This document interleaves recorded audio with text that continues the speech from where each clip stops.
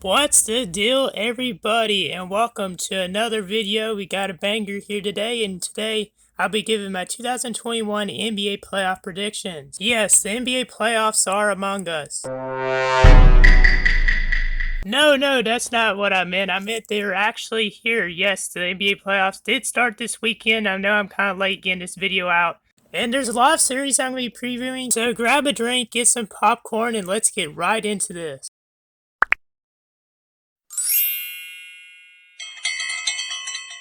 Starting off in the Eastern Conference, the first round, number 1 seeded 76ers versus the number 8 seed Wizards. Russell Westbrook and Joel Embiid matchups are always very fun to watch, and I'm sure this will be another very entertaining series. This season, Russell Westbrook broke the all-time record for triple-doubles and even averaged one, averaging 22.2 points per game, 11.5 rebounds per game, and 11.7 assists per game. Bradley Beal had the best season of his career, finishing second in points per game with 31.3. It's going to be interesting to see who Ben Simmons will guard, and I don't think the 76ers will be able to stop these two. However, the 76ers have a big advantage when it comes to bench and big men. Embiid has had an MVP candidate season, while Ben Simmons, even though he struggled at first to begin the season, has bounced back from some injuries to definitely record some good numbers lately. While Tobias Harris has been the second star for the team, and in my opinion is an all-star, the 76ers have a much deeper bench with guys like Kormaz, Danny Green, Seth Curry, Dwight Howard. I have Philly winning in 5, but I think a lot of games will be close. Next, first round matchup in the Eastern Conference is the number 2 seed Nets versus number 7 seed Boston Celtics. No question, this will be a very high-scoring series. I mean, Kyrie Irving, he probably will go off. I don't think Kemba will be able to guard him or any of the other Celtics guards. I think Marcus Smart will take turns guarding him or James Harden. But the Nets just have too many weapons. Jason Tatum, I mean, he's been having a great season. He scored over 60 points in a game, and he's just been dominating. But he can't do it all by himself. Jaylen Brown, one of the team's best stars, he's out for the rest of the season. The Nets have an all-around advantage when it comes to three-point shooting, scoring in the paint, and the bench. I think there'll be a couple close games, but despite Tatum going off and doing his best, I still don't think it'll be enough. Nets in 5. Next up is the 4 seed Knicks versus the 5 seed Hawks. It is the first time the Knicks has made the playoffs since 2013, and for the Hawks, 2017. In my opinion, this is a series that's the hardest to predict. After a bad start to the season, the Hawks fired their coach, Lloyd Pierce, but then hired Nate McMillan, and after his hiring, they finished the season 27-11. The Knicks, led by head coach Tom Thibodeau, has had really good stars in Julius Randle, Emmanuel Quickley, and R.J. Barrett. Randle and Barrett are two of the most improved players of the season. Randle averaged 24.1 points per game, 10.2 rebounds per game, and 6 assists per game. And it'll be fun to see the Knicks match up against the Hawks bigs with John Collins and Clint Capella. Combined, Collins and Capella averaged 32.8 points per game, 21.7 rebounds per game, and 3.6 blocks per game. The Hawks have a really solid bench, and they have great shooters like Bogdanovich, Danilo Gallinari, and Kevin Huerter. However, the Knicks did win the regular season series, and I'm going to have to go with the Knicks winning this in 7. In the final Eastern Conference first round matchup is the number 3 seeded Bucks versus the number 6 seed Miami Heat, a rematch from last year's conference semifinal. Last season, the Heat ousted the Bucks in 5 games, and the Bucks this year are out to get revenge. Giannis had another MVP-like season with 28 points per game, 11 rebounds per game, 5.9 assists per game, while the Miami Heat's big star, Jimmy Butler, sat out a good bit of the first half of the season with injury. The Heat were 7-13 without him and were 33-19 with him on the floor. The Miami Heat has had great play from guards Kendrick Nunn, Duncan Robinson, and the addition of Andre Iguodala has definitely helped out the team. Tyler Hero didn't play as good this regular season, so he'll have to perform better. Duncan Robinson, man, he made 253s this season, was 40% from distance. So this series will have a lot of great matchups. Giannis versus Bam, of course. There's Chris Middleton versus Duncan Robinson and Jimmy Butler versus Drew Holiday. The main question is, will Bam be able to stop Giannis like he did last postseason? And my answer is no. I think Giannis is going to dominate and that the Bucks will win this series in 6 games. Moving on to the Western Conference, the first matchup we're going to cover is the number 1 seed Jazz versus the number 8 seed Grizzlies, who surprisingly shocked Golden State. The Jazz finished the regular season with the best record in the league, and they were dominant from the three-point line. The Jazz have an overall great team. I mean, they got great shooters like Joe Ingles, Bogdanovich, they have Donovan Mitchell, of course. There's Mike Conley, who's definitely improved this season compared to last, and of course, Defensive Player of the Year candidate Rudy Gobert. The Jazz won every matchup against Memphis this season. I don't think Memphis honestly has a chance. I mean, Ja Morant's definitely going to perform well, and he had an amazing season again. The Grizzlies do have big man Jonas Valanciunas, who's been good at times, but he didn't perform well against the Jazz this season. And the Memphis Grizzlies also don't have star forward Jaren Jackson. Jazz in 4. Next up, we got a rematch from last year's Western Conference semifinal matchup between 4 seed Clippers and 5 seed Mavericks. The Mavs got off to a slow start, but they have a much better team this season. They even beat the Clippers by 51. That's right, 51. However, the Clippers rebounded. They have the third best offensive rating this season with 116.7. Paul George has shined with 23.3 points per game, 6.6 rebounds per game, and 5.2 assists per game. Kawhi Leonard has averaged yet again another 27 point per game season. The Clippers had great additions in Reggie Jackson and Lou Williams. The Clippers have the advantage when it comes to depth and big men. Last season's playoffs, Luka was an absolute monster, and it'll be interesting to see who the Clippers will have guard him. They may throw Patrick Beverley on him at times or Paul George. For Dallas, Tim Hardaway Jr., Dorian Finney-Smith, and Maxi Kleber definitely have to step up this postseason, and the main question for the Mavericks is, can Kristaps Porzingis stay healthy? He's had injury problems over his career, and I think that if he's healthy, I still don't think they'll beat the Clippers. I just don't see it happening. LA will win this fun series in 6 games. Next matchup in the first round will be between number 2 seed Phoenix Suns and number 7 seed Los Angeles Lakers. It's the first time the Suns have made the playoffs since 2010, and they had an impressive record of 51-21. Behind their 2 stars, Devin Booker and Chris Paul, the Suns were both in the top 5 in regarding offense and defensive categories. The Suns have also had great play behind center DeAndre Ayton. They've also picked up a really solid small forward in Jay Crowder, who could also play the guard and the power forward position.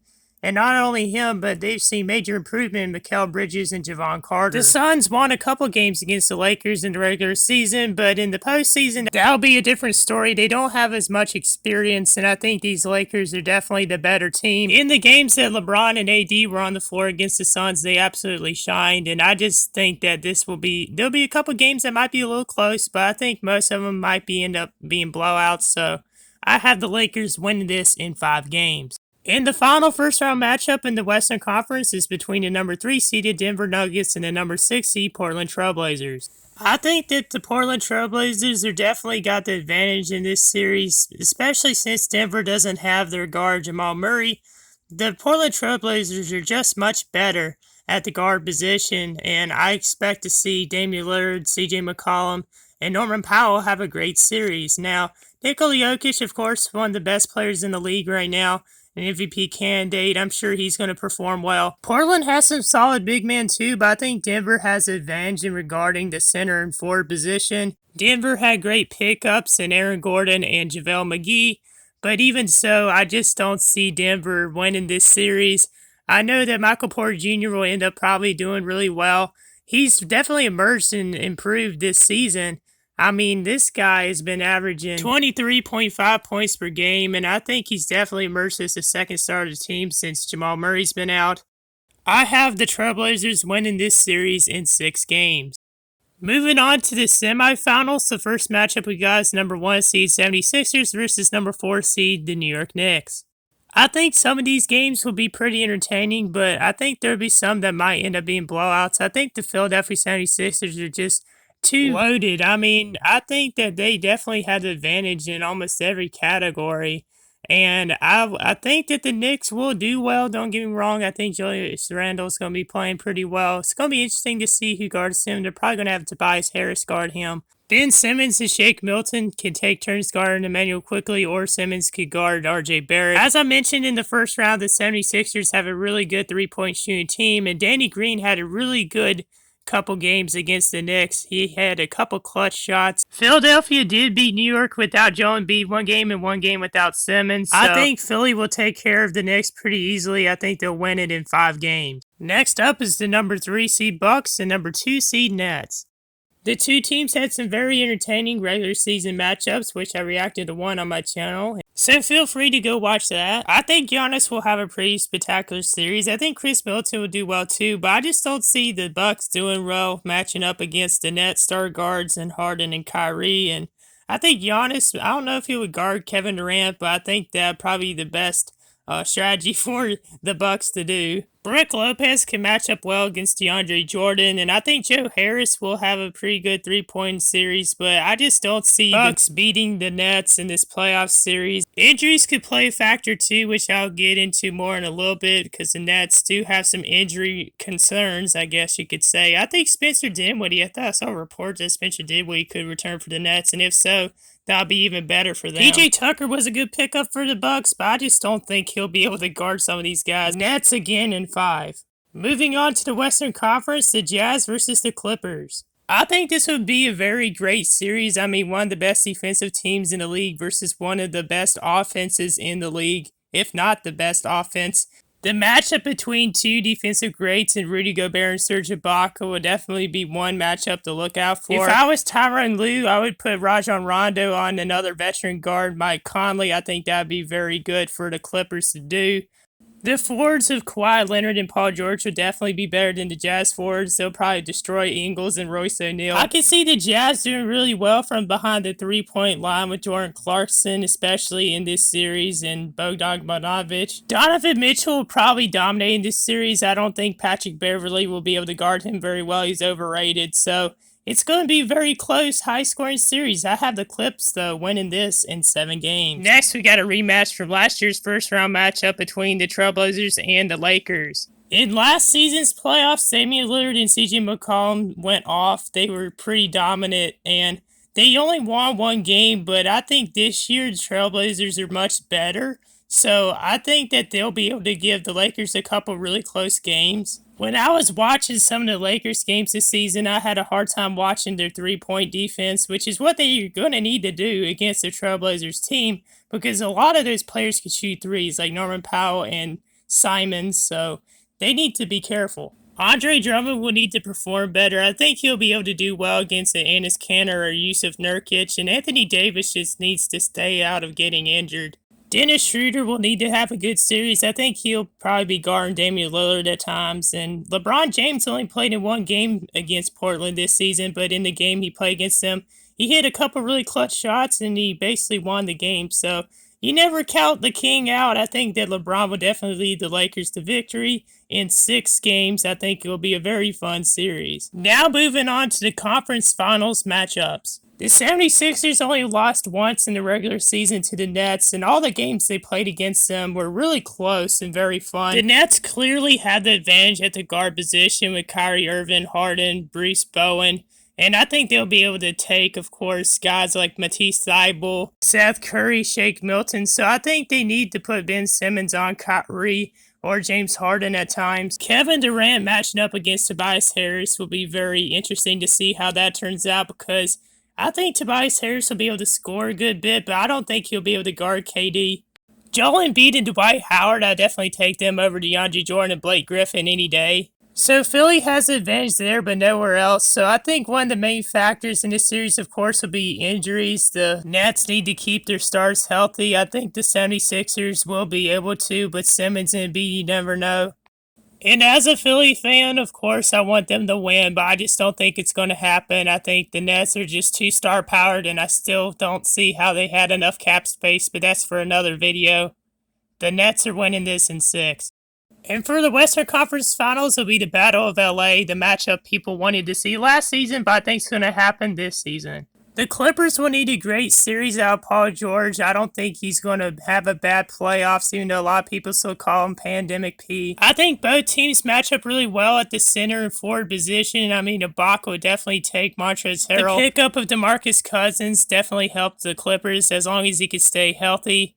I think Zubac could do pretty well. He used to play for the Lakers, for those that don't know, and Zubac has had some good games against the Lakers, so don't be surprised if he gets a 14-rebound game.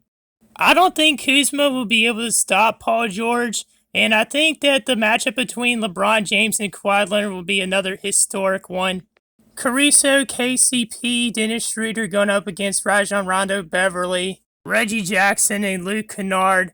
Those are going to be really good, crucial matchups, but the biggest question for the Lakers is Anthony Davis going to stay healthy? He's been out for a good bit of the season. LeBron was out for some time too, but I think LeBron will be able to fight through it in this playoffs. But Davis, he's just had a long history of injuries. And, you know, before I make this prediction, keep in mind that I don't wish any injury on any player. This is what I just think will happen. I wouldn't be surprised if AD gets hurt, and I think that would be an X factor in who wins the series. So if he does, which I think he might, the Clippers will shock everyone and win this series in 6 games despite LeBron's best effort, and I think Kawhi Leonard will get the better hand of LeBron in this series.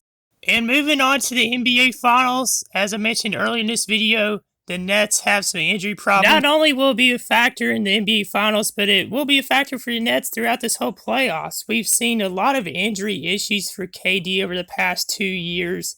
We've seen injury problems plague Blake Griffin's career the last 4 seasons back when he was on the Clippers and with the Pistons. So, you know, I hope they don't get hurt, and I hope that they just stay healthy because injuries are not fun, and it's a part of the NBA, though. It's the sport, you know, you're going to risk getting hurt. I wouldn't be surprised if one of the players that I just mentioned would get hurt. Which I mentioned earlier, I don't wish injury upon any player. I think Harden is the most durable star on that team. I think he'll lead the Nets in this series. I think the Nets definitely had the advantage at the guard position again, of course, with Kyrie. They also have Joe Harris, and they also have a really good player that I forgot to mention, Jeff Green. He can guard multiple positions, but I still think Kawhi Leonard is going to dominate in this series. It'll be fun to see him and KD match up.